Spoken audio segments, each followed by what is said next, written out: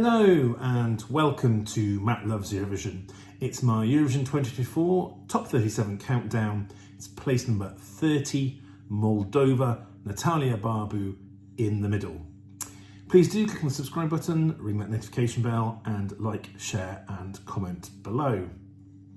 Now, plucky little Moldova are not one of Eurovision's most well-resourced countries, it has to be said, yet they make a little go a very long way.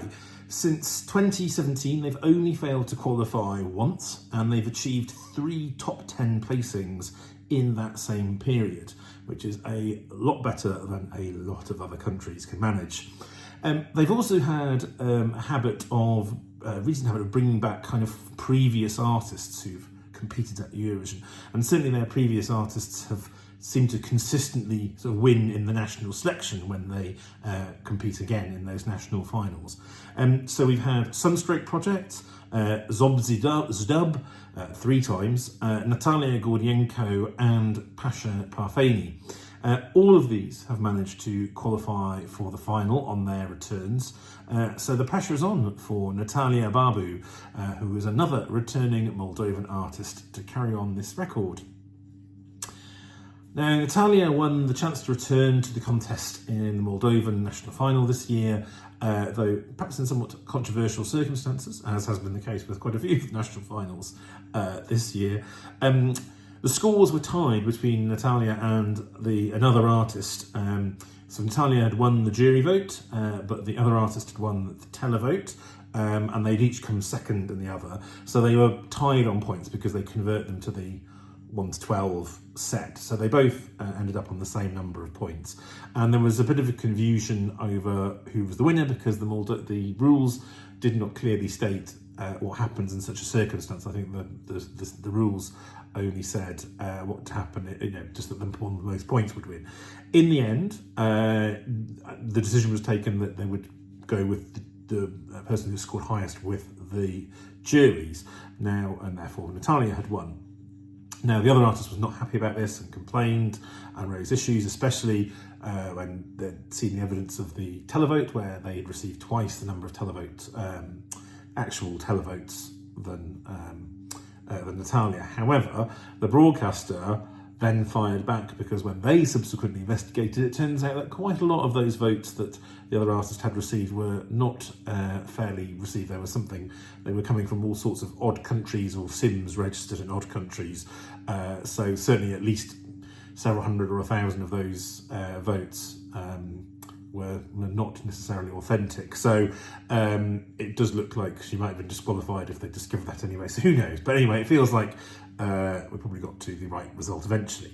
Now, after all that, Natalia will be bringing a song called In the Middle to Sweden. And this is 17 years after she scored a top 10 result in Athens in 2006 with Fight.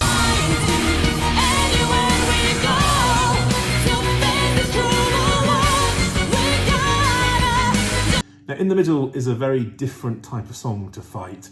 Much quieter, lower tempo, more reflective. It probably isn't the most exciting or thrilling of tracks in this year's contest, I have to say, but it's not a bad song. And I think I particularly like kind of some of the violin instrumentals used and the ethnic sounding chorus. I think that kind of makes it stand out a little bit more. It does give it a Moldovan flavour to what perhaps would otherwise be a little bit of a forgettable song. She's got some good vocal chops. We know this both from the national final that she did, but also from her previous experience in Eurovision.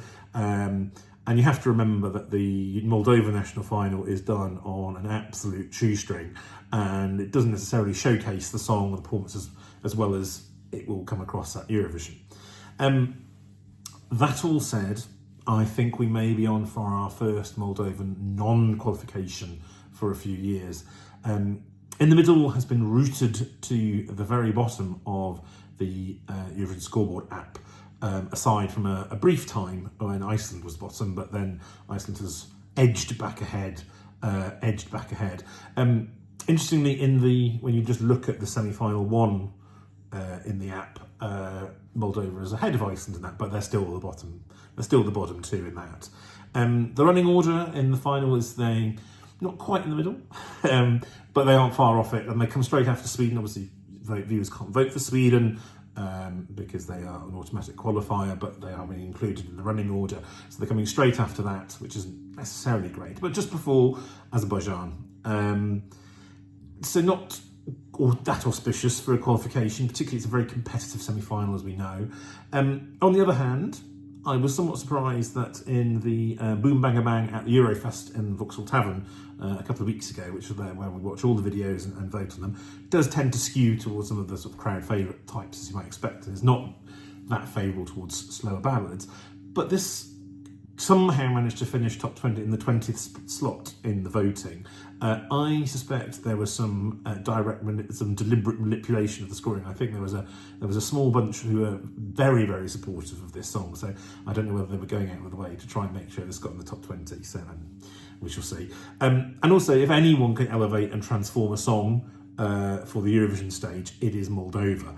But I do think that they really have their work cut out this time. So what do you think of the song? What do you think of its chances? Do let me know, as always, in the comments. You can obviously see the link to the music video is in the description here, and also the link to my website as well, which is the written review of this version of this review, plus with an embedded link to the video as well. So do take a look at that, and we will see you again soon. Take care.